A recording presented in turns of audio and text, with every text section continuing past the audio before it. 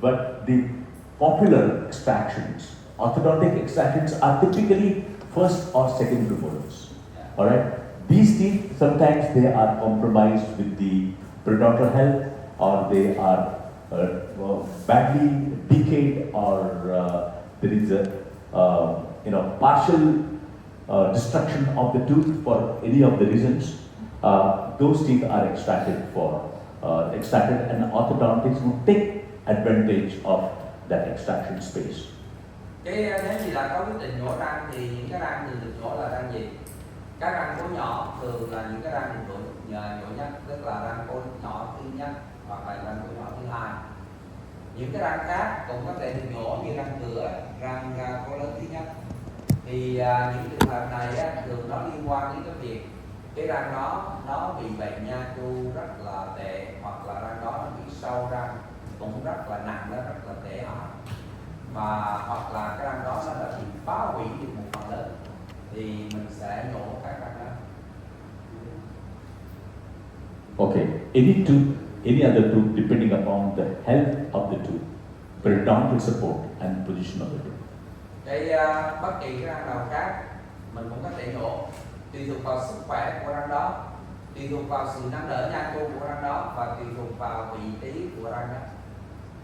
Như vậy cũng có thể nhổ răng nào trong miệng cũng có thể nhổ trong trên nha, nhưng mà căn cứ trên cái tình trạng.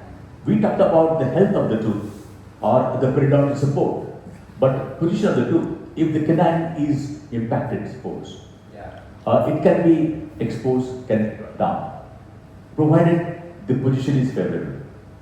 If the positioning is not favorable, then we'll have to extract the canine, though it is not our decision. It is not from the point of orthodontic treatment plan.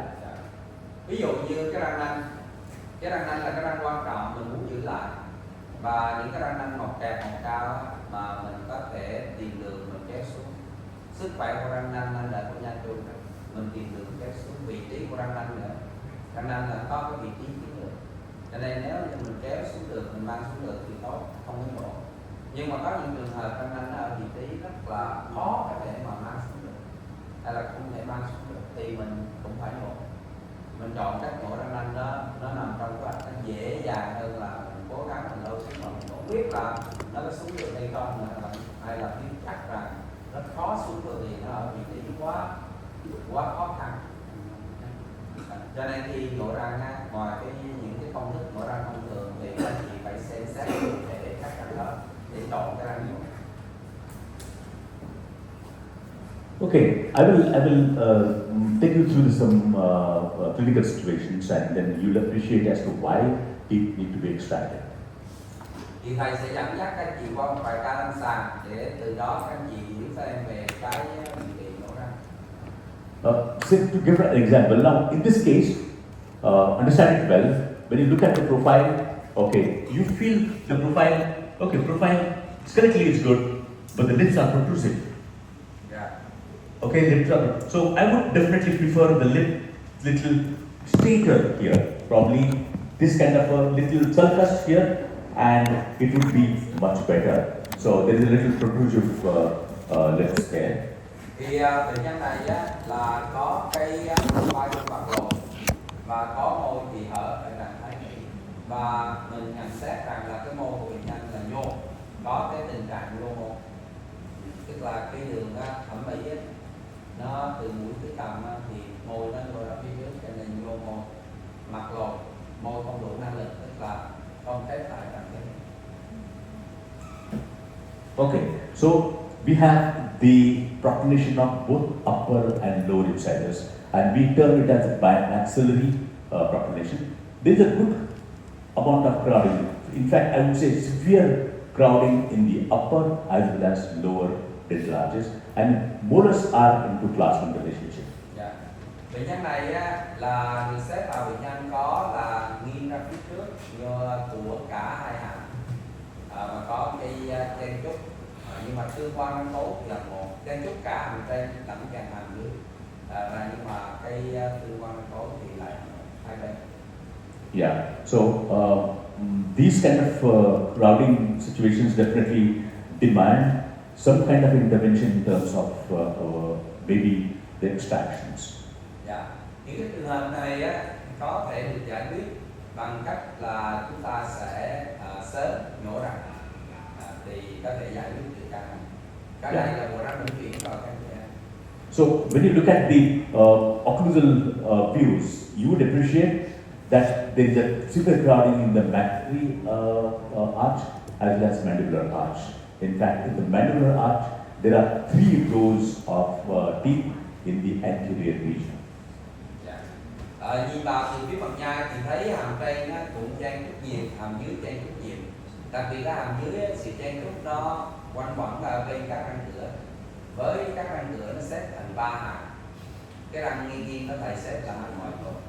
Một cái răng cửa mà nữa là xếp hàm trong. Còn răng cửa hai răng nữa là nó xếp ở trong cùng. Nó có từ 3 hàm để chiều ngoài trong. Yeah. So we have the lingual cortical plate here and the labial cortical plate. And between these 2 cortical plates, we have 1 row, 2nd one, and 3rd row. Chúng ta có 3 cái tầng của các răng cửa.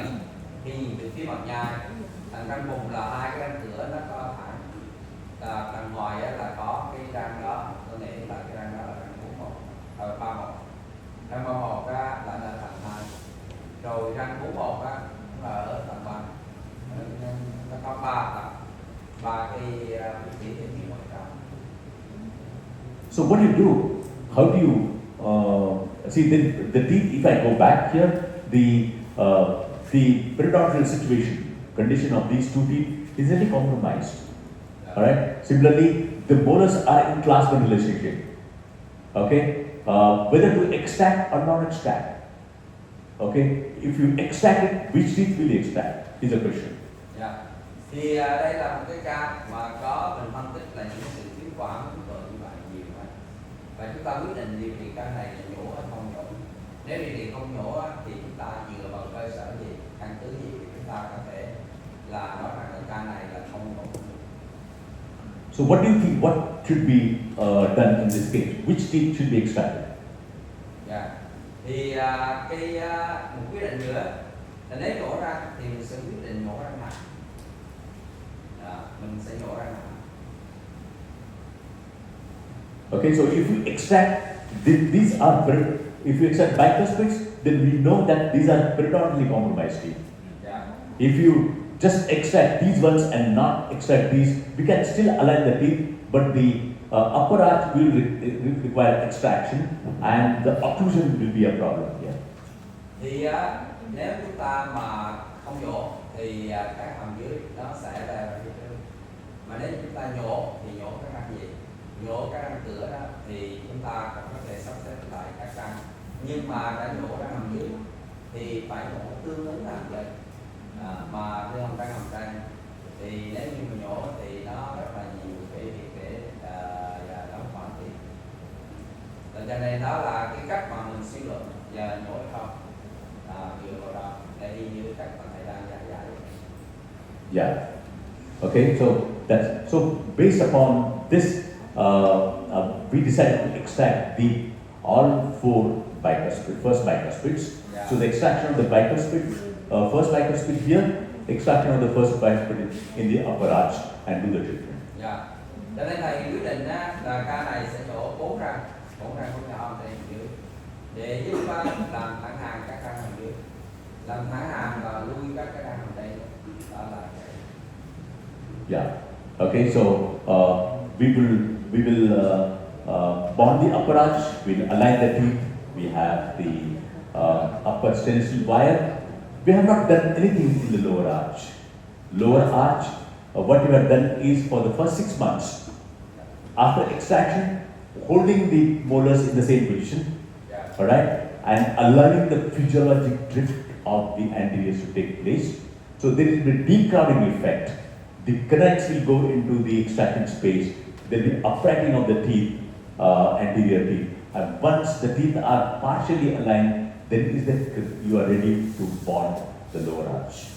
Cái ca này thì quyết định nhổ răng mố trên, răng mố dưới, nhưng mà ở hàm trên thì có cái cụ đặt vào và làm thẳng hàng. Nhưng hàm dưới không có đặt gì hết. và tận dụng cái tình trạng chen chúc rất lớn và tiếp quản răng dưới. Mình nhổ xong mình để thời gian, các cái răng đó nó tự động nó dàn đều một phần. Nó không có dàn thẳng tắp đâu nhưng mà nó dàn đều một phần lớn. Yeah. So that's the whole concept. So you'll understand, you'll get surprised as to there was a severe crowding here. Yeah. Okay, there was a severe, and from the legal side also you'll see the severe crowding. However, after extraction of the first bicarb space, what happens is there is a decrowding effect. That means under the influence of the transseptal fibers, the canines will get stretched distally. They'll also get uprighted. These teeth also will move here, and that there will be a decrowding effect taking place in the anterior.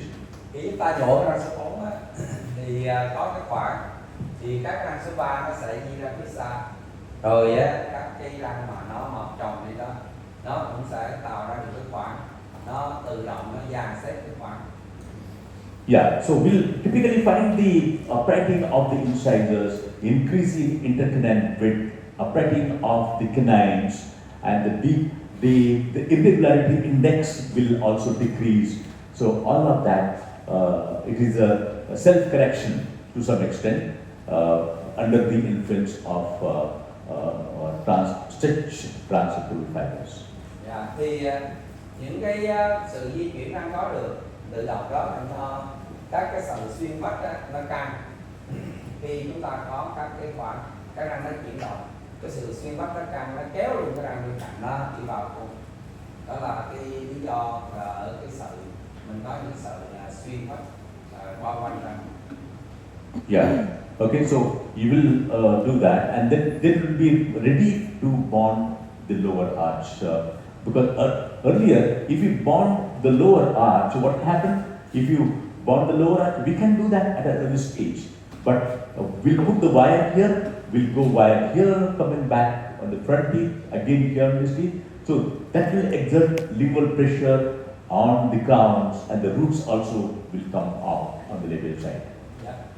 Cho nên thì chúng ta có những cây răng mà nhổ xong các cái sợi đó nó kéo thì nó tự động nó dàn các cái răng ra, nó dàn các răng ra sau các cái sợi xuyên vách. Cho nên cái tình trạng mà càng chen chúc nặng đó thì cái việc mà nó tự dàn đều ra mình thấy nó rõ nét này. Nhắc lại hàm dưới, cái hiện tượng mà di răng sinh lý phải nói hàm dưới người trẻ. Đó, thì các anh chị có lộn xộn thì lỗ rồi thì để chờ thời gian tự động nó dàn theo hướng về cây thẳng thì được đi ra xử lý. Okay, you will do that, and then you bond the lower arch, and chúng ta sẽ dán cái mắc cạp. Proceed with the sequential arch wires, and as you go ahead, will increase the thickness of the arch wire. Thì và cứ tiếp tục tăng cái dây lên, tăng cái hướng dây lên để hoàn tất cái sự mà làm thẳng hàng răng.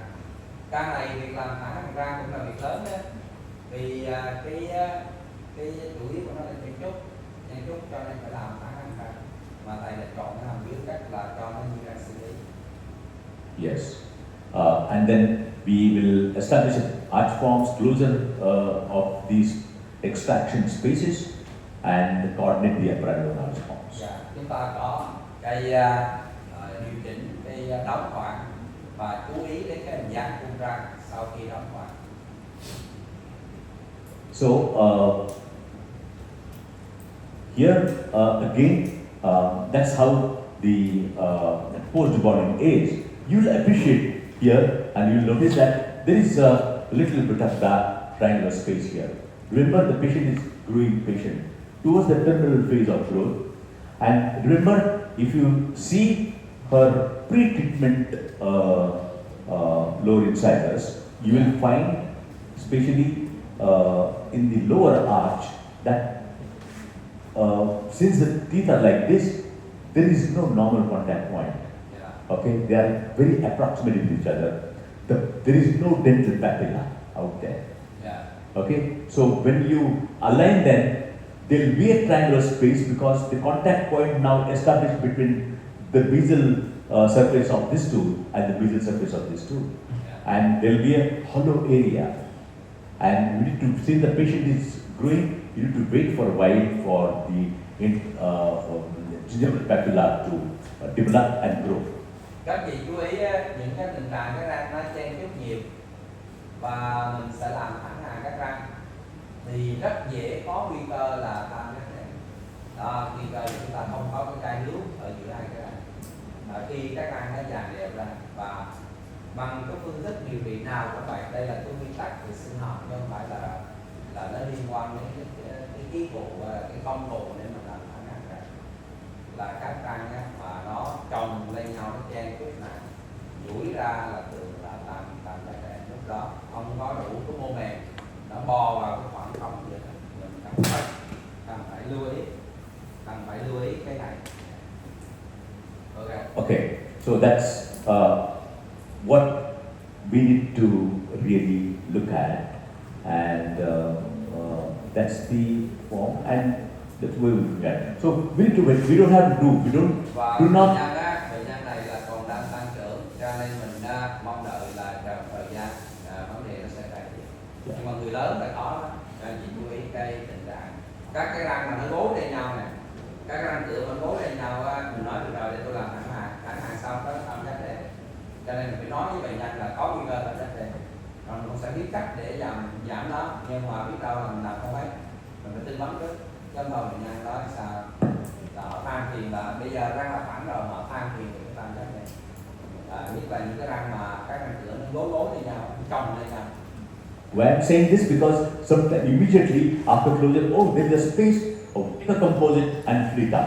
Yeah. Okay, so don't fill it up because it is better to wait for a while and see the response of the gingival tissues. Yeah. But the same thing in adult patients, it may not grow.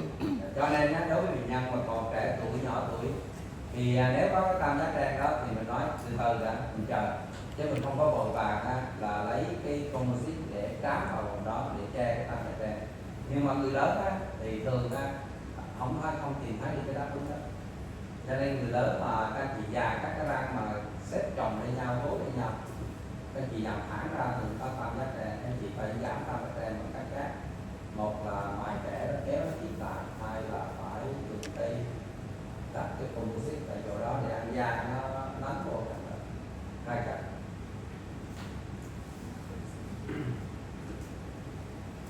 Okay, so that's the pre-treatment crowding by maxillary population.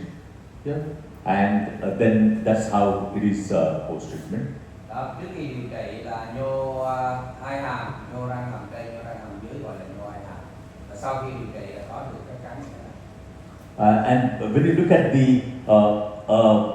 upper occlusal view and the lower occlusal view, that's how the situation is. The severe amount of crowding in the upper and lower. There was no way but to extract the bicuspids and align the teeth and establish good arch forms. Những cái tình trạng mình chen chúc nặng như vậy thì không có cách nào để làm thẳng hàng răng ngoài cái chuyện của nhổ răng. Cho nên nhổ răng là cái tất yếu. Nhưng mà qua ca này thì chị thấy ông thầy nói là cái ca đó phải nhổ răng vì chen chúc quá nặng.